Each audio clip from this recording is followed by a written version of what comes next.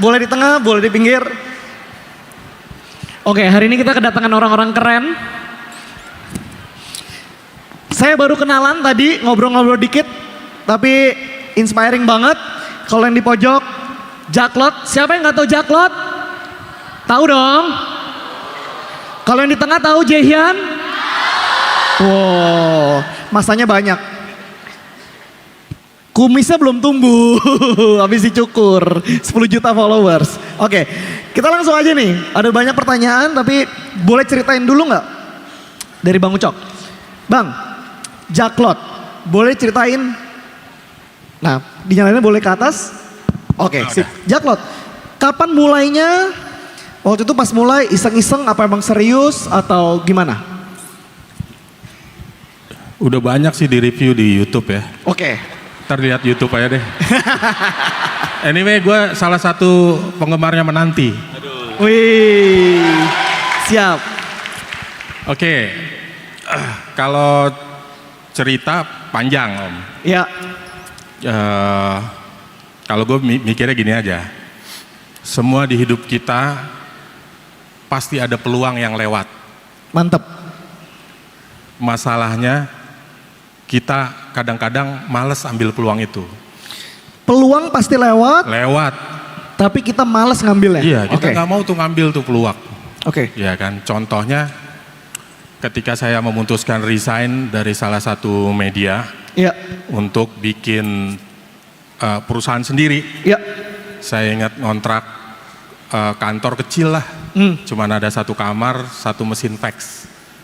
Zaman itu masih mesin fax. Mesin fax, email ya kadang-kadang masih. Enggak, pertanyaannya pada tahu nggak mesin fax? Ya nanti ada di museum ya. Oke. Jadi kalau terima order tuh pakai kertas. Di tanda Kertasnya tipis, tangan. licin. Ya, jadi kalau Jaklot sebenarnya tercipta atau ditemukan tuh pada saat masalah. Gitu. Jadi setelah 2 tahun saya memulai perusahaan sendiri, habis itu bingung nggak ada kerjaan Om. Ya kan, terus saya anterin anak ke Bobo Fair, terinspirasi lah sama Bobo Fair. Teman-teman tahu Bobo Fair gak? Tahu ya, festival kayak Jaklot tapi anak, bener gak? Ya kan, pasti lu dianterin nonton apa operette apa segala macam ya. Zaman dulu banget ya. Tuh. Sekarang udah gak ada tuh. Berapa tahun yang lalu ya? Iya, itu udah sangat long time ago ya kan. 20 gitu kali ya? 20 tahun yang lalu. 20 tahun yang lalu ya? Nah dari situ saya berpikir, saya nggak bisa gini-gini terus, nggak bisa cuman nungguin project dari orang, ya. Tapi saya harus menciptakan projectnya. Ya. Saya lihat di Jakarta ini anak muda itu nggak punya identitas. Sedap, oke. Kalau acara buat bapak-bapak ada Gaikindo, bener gak? Bener, Ada IMS. IMS. Iya. Ibu-ibu ada gelar batik. Iya. Ada Women Expo waktu itu gede banget. Betul. Ya kan? Betul. Ada Inacraft. Iya. Anak muda keleleran nongkrong di Sevel lama banget. Sevel. Iya, Udah kagak pada tahu. Sevel udah tutup ya? Udah tutup. Iya. Iya. Ini pada belum lahir kayaknya Ini dulu belum, ya. Sevel. Nah akhirnya saya pikir saya harus apa nih yang nggak ada di Jakarta nih anak muda. Iya. Jadi anak muda itu seperti energinya berlebihan, Ya. tapi dia nggak tahu untuk mau numpahin di mana. Oke. Nah akhirnya saya punya ide yaitu Jaklot tahun 2009. Oke. Tahun pertama waktu itu tepatnya tanggal 26 sampai 28 Juni 2009. Oke. Itu alhamdulillah dari target 20.000 tiket yang terjual, alhamdulillah terjual 40.000 2 kalinya. Wow, kasih tepuk tangan dong. Ya. 2009 brand lokal bikin 40.000 orang datang. Itu gede banget. Alhamdulillah. Jadi waktu itu belum ada Instagram, belum ada TikTok, belum ada Twitter, adanya Facebook doang. Iya. Jadi alhamdulillah kita buat kaos terbesar semacam statue tuh, ukurannya 25 meter. Wow. Kita panggil rekor muri. Ya. Itu jadi happening. Oke. Di kalangan anak-anak Jaksel. Sedap. Jadi kayaknya kalau nggak foto di kaos itu tuh lu nggak keren men.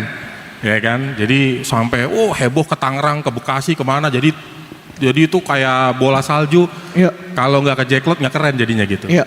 Alhamdulillah terakhir 2019 visitor kita dari 26 kota 2,5 juta orang. Wow, kasih tepuk tangan dong. 26 kota, 2,5 juta orang. Iya, 2,5 juta orang hadir di Jacklot 2019. Ya sampai sekarang. Sekarang kita mulai lagi dan sekarang saya lagi masa-masa pensiun. Oke, nah tahan dulu. Ya. Sekarang ke depannya, ntar saya tanya lagi. Siap. Kita ceritain nanti. Pindah dulu ke Jaehyun. Siap. Yes. Orang-orang taunya tadi kita ngobrol aja, gue langsung nanyanya kayak, bro menanti gimana gitu. Terus lu langsung ceritain dan sering berjalan waktu ngobrol-ngobrol ternyata banyak hal yang mungkin gak banyak orang tahu apa yang lagi lu kerjain. Boleh diceritain gak? Mantapu Corp, gak usah terlalu panjang, tapi base-nya dulu apa, abis itu nanti kita diskusi ke depannya mau kemana. Gitu. Oke. Sebenarnya secara Emang ngebas gini histori, suaranya ya? aku sama Bang Ucok ini mirip banget karena tadi pas Bang Ucok bilang resign dari media, aku langsung deja vu. Dulu aku juga sempat kerja 8 bulan di bidang media dulu. Oke. Nah, jadi waktu habis lulus, aku bilang ke papa mamaku, dulu aku lulusan teknik dirgantara. Jadi I'm aerospace engineering graduate. Jadi lu kuliah aerospace engineering, Betul. kerja di media.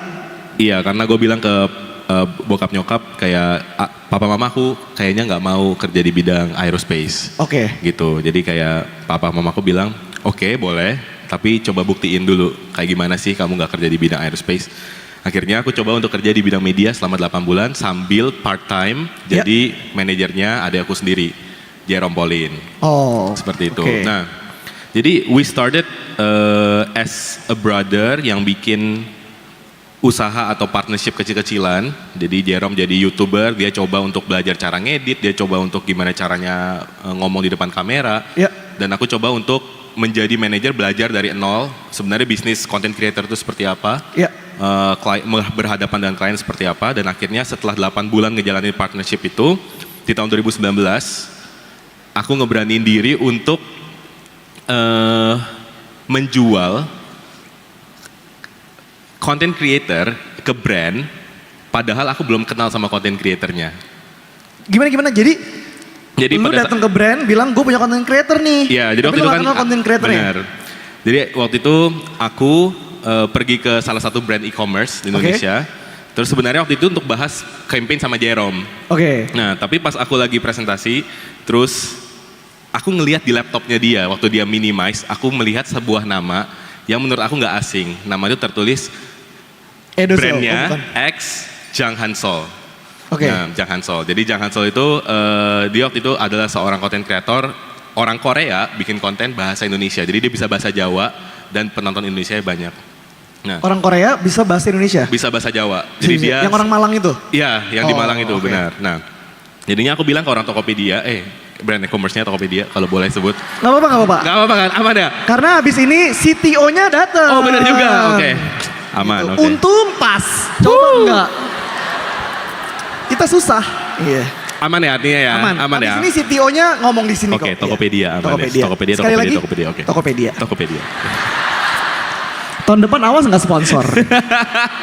Oke, jadi waktu itu aku bilang ke tim Tokopedia kayak, itu nama yang di situ lu mau gue kenalin nggak sama orangnya? Oke. Terus orangnya bilang kayak, oh pengen dong soalnya kita mau reach out nih nggak bisa nih. Iya. Gitu kan, dia ada di luar negeri sama seperti Jerome ada di Jepang pada saat Oke. itu. Nah aku bilang, ya udah lewat gue aja nanti gue kenalin ke orangnya. Padahal dalam hatiku aku juga nggak kenal sama Hansol. Yang bener loh. Aku belum kenal. Jadi kayak Aduh. dengan Oke.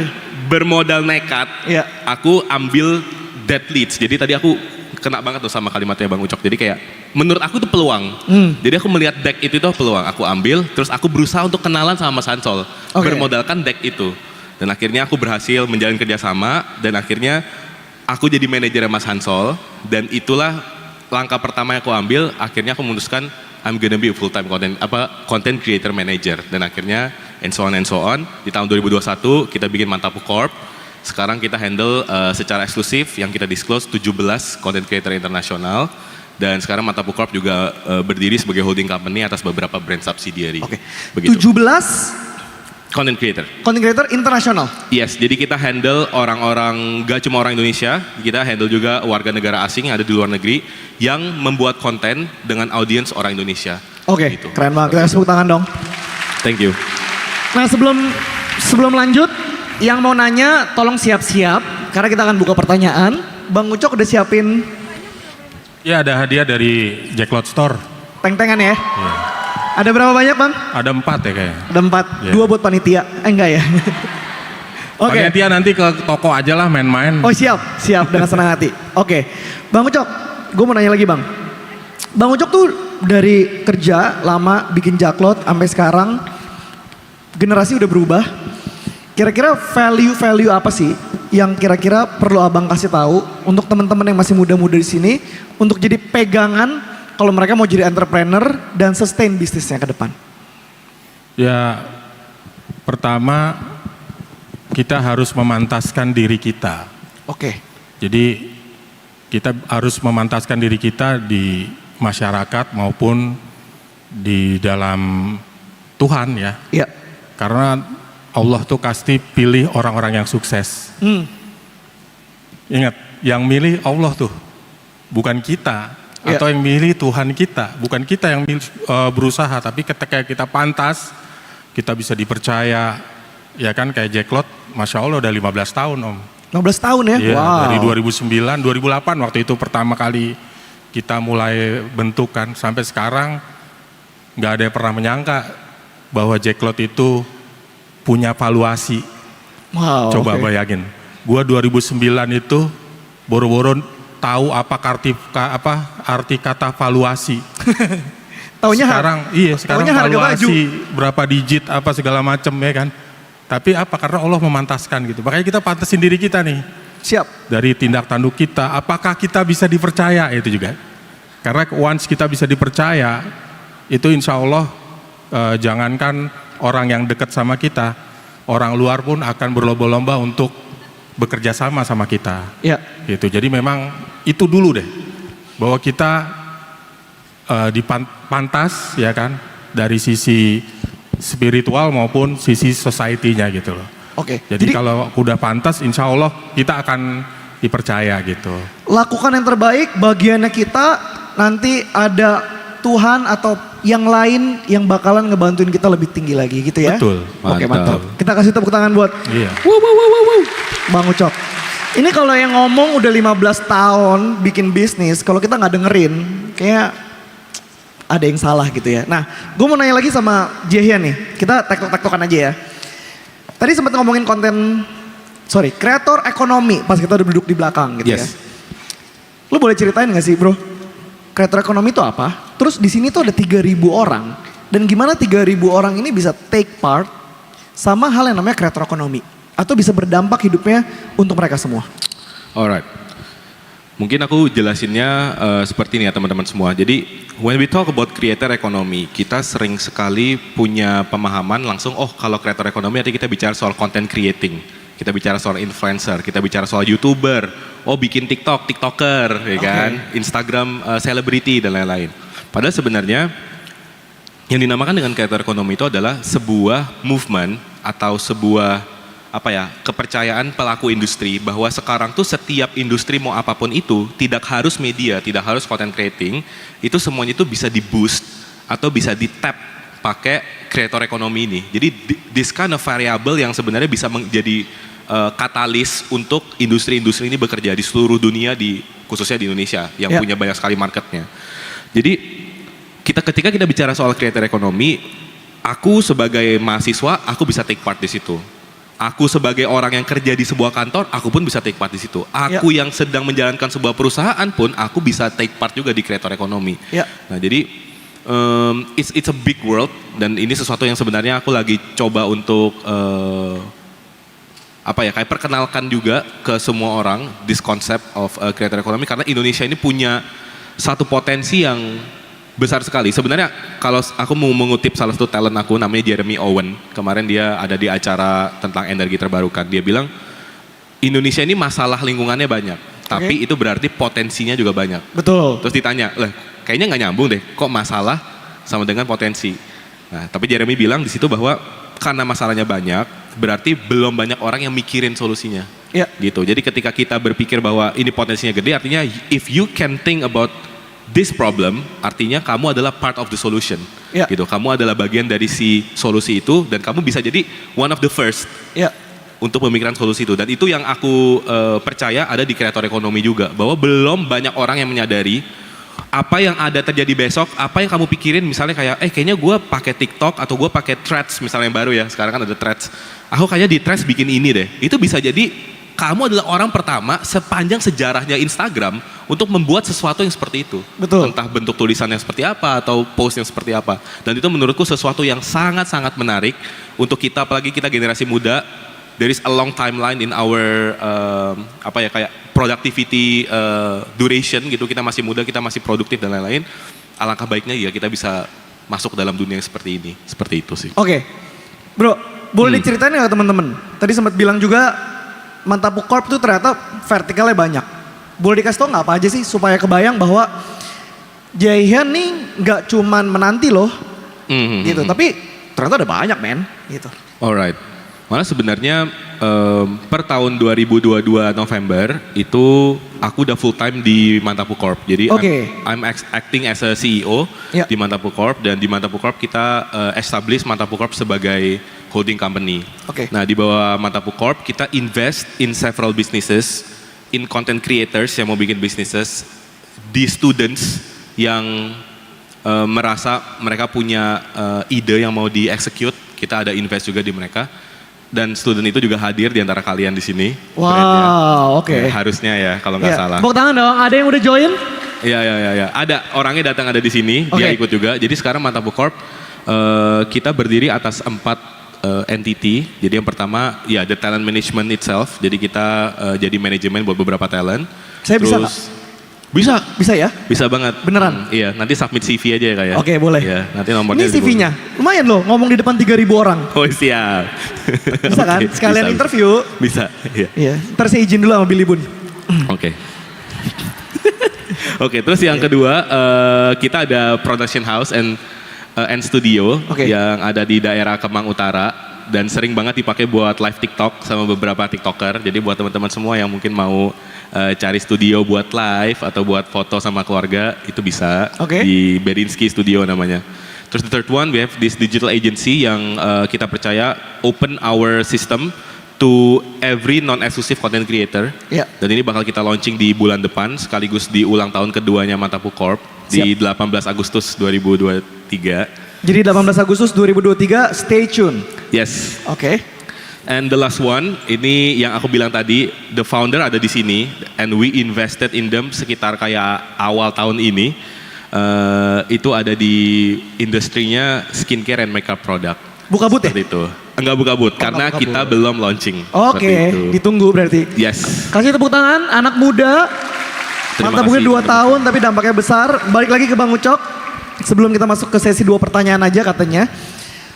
Gimana Jaklot ngikutin perkembangan zaman di era teknologi ini, inovasi-inovasi apa aja supaya Jaklot bisa terus eksis di dunia digital sekarang Bang? Iya, 2 tahun kita berhenti total. Iya. Bisnis kita kan bisnis gather, ngumpul kan. Kayak gini nih ya, kumpulin orang. Kita pernah di garis kuning tuh, di gitu? Senayan Park ya. Jadi janjinya sama polisi 5.000 pengunjung, yang datang 50.000 man. Wow. Ramadan, gue inget banget tuh. Dipanggil-panggil polisi segala macam lah. Memang pahit sih. Tapi kita jadi belajar. Kita jadi belajar bagaimana adapt. Iya, adapt kuncinya. Nah, kita adaptasi, akhirnya kita kerjasama sama Tokopedia 3 tahun. Disebut lagi ya barusan Gak apa-apa. Gak apa-apa ya, tahun depan kalau nggak sponsor sama Shopee sih. juga 2 tahun. Oh ini biar adil. Jadi alhamdulillah dari situ teman-teman kita banyak jadi miliuner ya. Oke. Dengan adanya penjualan online, terus juga TikTok dan lain-lain. Jadi saya rasa memang harus adaptasi. Betul. Apapun yang terjadi kita harus mengikuti.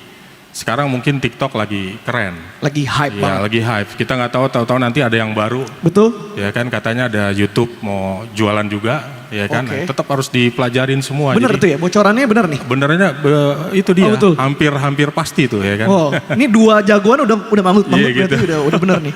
Nah, jadi kita harus terus adaptasi gitu loh. Ya. Jadi kalau saya yakin kita nih di Jaklot yang baru ini juga udah mulai kita berkolaborasi dengan banyak TikTokers dan lain-lain. Cara jualan kita juga udah online to offline. Oke. Dan offline to online. Mau nggak mau ya? Mau nggak mau. Siap. Kita Agustus ini kita akan ada Jacklot Online Festival. Jacklot Online Festival. Yes, ini udah yang gua nggak tahu udah ke-20 kali ya dari tahun 2020. Dan itu Masya Allah timbul brand-brand baru dan lain-lain gitu. Jadi saya rasa adaptasi itu penting Om. Benar. Gitu. Walaupun gua agak gaptek sebenarnya.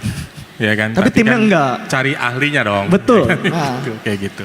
Keren, jadi yang gue tangkap dari Bang Ucok adalah satu adaptasi. Kedua, kalau lu ngerasa nggak kuat-kuat di situ, cari orang yang jago buat bantuin kita. Betul. Gila, keren banget. Kita kasih tepuk tangan buat dua orang di depan. Ternyata karena waktu yang terus berjalan hanya ada satu penanya dari sisi ujung. Oke, bismillahirrahmanirrahim. Assalamualaikum warahmatullahi wabarakatuh. Waalaikumsalam. Saya Arya Nur Fauzi dari Kota Serang, Banten, dari Exerpreneur, komunitas pengusaha muda syariah di Provinsi Banten. Berbicara terkait peluang, saya memiliki beberapa properti yang alhamdulillah saya gunakan jadi asrama kewirausahaan karena saya melihat peluang di Banten banyak pemuda tapi pengangguran tertinggi di sana. Masya Allah. Karena saya sadar saya bukan santri, saya nggak bisa buka asrama aswaja, asrama ngaji dan lain sebagainya.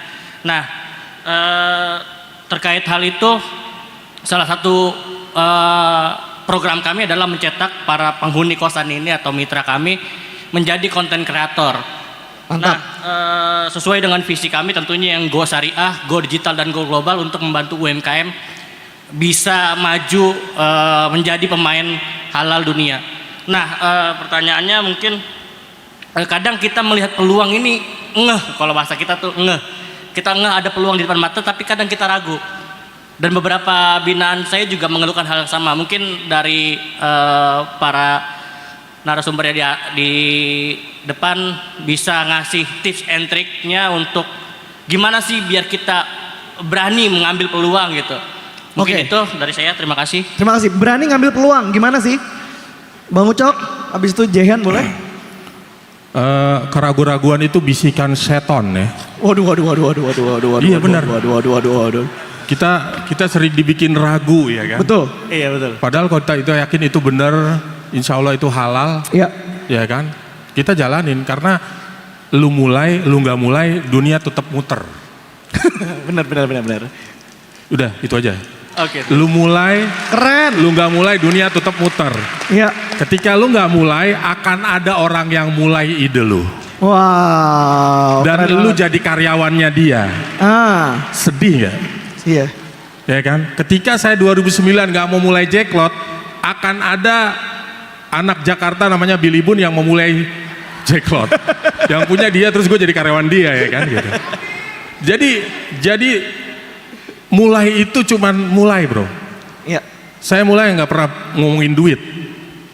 Ya kan? Tapi alhamdulillah dipercaya, kurang lebih sama si Om ini, Jihan. Dia kan tadi agak-agak ada bohongnya kan? Bener gak? Iya. Ada bohongnya tuh tadi, padahal dia nggak kenal sama konten kreatornya. Nah, sekitar 40 clothing brand Jakarta Bandung 2008 tuh nanya sama gua, Bang Ucok, kita nggak perlu banyak ngomong lah bang. Ini Jacklot pertama kali, kira-kira yang datang berapa bang? Iya. Potensial bayarnya berapa?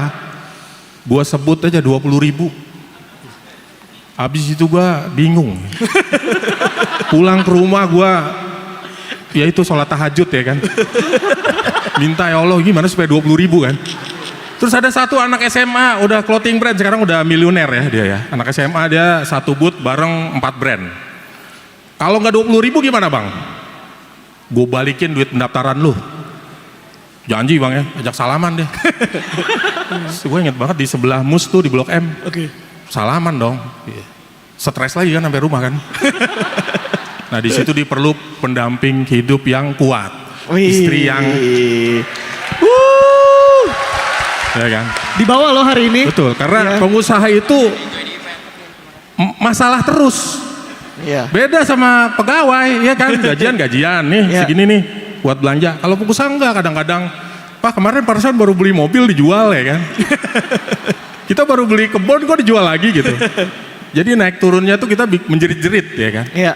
Gitu loh. Jadi alhamdulillahnya saya berdoa berusaha supaya Jacklot ini bisa 20.000 aja ya Allah minta, karena nggak ada yang mengalahkan kekuatan doa.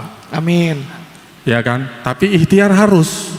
Ikhtiar itu sebab akibat, ya kan? Boa, alhamdulillah 2009 jadi 40.000. Mantap. 2019 jadi 2,5 juta, bro. Wow. Siapa yang nyangka? Yang nyangka waktu itu, kalau saya ingat dulu kantor, tadi saya kebetulan sama anak istri lewat gang kantor kita dulu. Pertama kali Jacklot tuh, ingat gak tuh di situ tuh dulu ada Delman, suka lagi kalau jalan kan. Ya kan kalau Delman bahan bakarnya itu ya kan. Mau gak mau kita menikmati itu, tapi saya rasa itu kalau temen-temen bukan yang mulai atau Jihan yang mulai dulu, akan ada orang yang mulai. Iya. Wow. Hati-hati. Kita kasih tepuk tangan lagi. Bener banget. Mulai nggak mulai dunia tetap berputar. Itu dia. Jahian, masih mau Pressure ya aku ya ini untuk menambahkan yang tadi ya. Bro, gue mengingat, gue tuh kayak lu dulu. Oke. Iya, sekarang umur berapa? Ngobrol aja berdua. 27 bang. Ngambek sih dia mah. Oh, belum. Lanjut 27 ya. Iya. Oh, lagi hot-hotnya. Apanya? Semangat terus. Oh, Kalau udah, semangat ya. iya kan. Nanti Om Billy bikin old on top ya. Jadi Aduh. udah tua-tua semua. Old on top. Iya benar-benar. Siap. Oke. Lanjut Om. Silakan Siap. Om. Setengah komedian sama setengah pengusaha gitu jadinya ya. Ya lanjut Jahian. Oke, aku paling jawab sedikit aja ya. Jadi satu statement yang aku suka, entrepreneurship is a mindset, teman-teman semua. Lagi-lagi tentang apa? Mindset. Mindset itu pemikiran. Ya. Pemikiran gua nih, Cie. ya kan? Lo punya duit? Bercanda guys. Harus Jihan. keep up to date sama trend, Iya, trend TikTok. iya, TikTok, buat iya. semangat. Lu punya duit An? Punya duit gak? Iya, punya. Beliin menanti dong, tolong ya. Haus. Sold out. Sold out ya? Iya. Sold out. Udah habis tadi juga. Habis ya? Kacau. Tapi nanti buat yang nanya aku bakal spesial kasih menantinya. Soalnya tadi katanya mau di restock. Coba Oke. ya. Kalau restock pokoknya aku kasih buat yang nanya. Oke. Aku lanjut dulu ya teman-teman Jadi semua. mindset. Oh salah. Tadi bercanda, oke. Jadi apa yang aku maksud dengan pemikiran atau mindset itu adalah tadi kan kamu bilangnya ngeh. Itu kata-kata yang cukup menarik tuh, ngeh. Kalau dalam entrepreneurship itu bisa kita translate. Ngeh itu sebenarnya apa sih gitu. Orang itu sering banget kemakan sama kata-kata, ini ada di, aku pernah post juga di IG, pokoknya lu gak boleh takut buat gagal. Kalau lu jadi entrepreneur tuh pokoknya gak boleh takut buat gagal. Karena kalau lu gagal, makin sering lu gagal, lu makin dipertemukan dengan keberhasilan. Padahal sebenarnya ada momen-momen dimana kita itu kayak Mas tadi, ngeh. Ngeh itu bisa kita translate jadi apa? Jadi aku tuh selalu sharingnya seperti ini. Entrepreneurship atau entrepreneurs atau pengusaha atau orang-orang yang ngeh itu adalah orang yang sebenarnya paling takut buat gagal. Oke. Kenapa dia takut buat gagal? Karena kalau lu nggak takut buat gagal, lu nggak bakal persiapan. Oke. Lu nggak bakal berani buat jabat tangan. Lu nggak bakal stres ketika lu jabat tangan di Blok M tadi kayak Bang Ucok. Kenapa? Karena lu harus fulfill that Ya benar. promise kan. Ya. Jadi sebenarnya entrepreneurs itu adalah orang-orang yang kumpulan orang-orang yang sebenarnya takut buat gagal. Makanya gue persiapin produk, gue persiapin marketing, gue research audiens gue cocok apa enggak, apakah lu bakal beri produk gue, buat apa gue ngelakuin itu kalau bukan karena gue takut buat gagal. Mantap. Nah tapi ada lanjutannya, entrepreneur adalah orang yang paling takut buat gagal, tapi adalah orang yang paling berani buat mencoba. Sedap. Gitu. That's the difference. Gitu. Ya.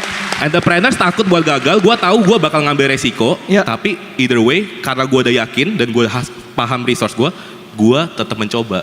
Yang akhirnya ketika eventually gue gagal, ya gue karena gue udah berani mencoba, kegagalan itu akan kita pakai untuk pelajaran percobaan yang berikutnya. Ya. Karena kalau kita cuma takut doang dan nggak coba, ya nggak akan terjadi. Kalau kita nggak takut dan coba doang, kita nggak belajar dari kegagalannya gitu. Jadi ketakutan itu membuat kita berusaha, tapi ketika kita udah berusaha, kita tetap mencoba gitu. Keren, kita kasih tepuk tangan untuk Jahian. Thank you so much teman-teman semua.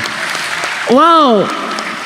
Belajar banyak dari Bang Ucok sama Jahian. Sesinya udah selesai, tapi I'm really looking forward untuk Jacklot sama Mata Pukor bisa kerja sama, content creator, Insya Allah. ngasih dampak yang lebih Salaman. besar.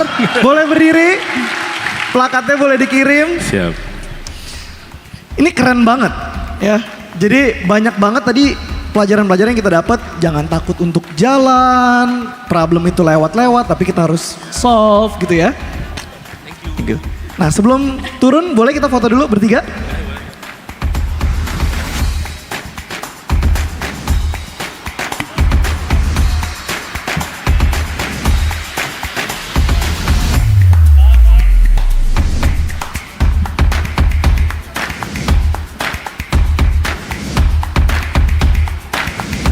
Nah, sekali lagi kita pakai selfie dulu. Siap. Kenang-kenang. Lampu boleh lampu biar agak terang belakangnya. Oh, masih gelap. Gelap banget guys. Yoi. Gimana sih gua? Oke. 1, 2, 3. Oke, thank you. Apa? Oh nggak kelihatan. Hah? Oh, Angle-nya. ya Oke. ampun. Oh, ya. Lampunya nggak dimatiin deh. Gimana nih gue kagak bisa, jago gue. Ganti video dulu, ganti video. Oh, ganti video. Nah itu tuh kalau video terang, Emang beda Oke. kalau content creator. 1, 2, 3. Boleh angkat tangannya semua. Yeay. Oke, thank you so much. Iya. Terima kasih.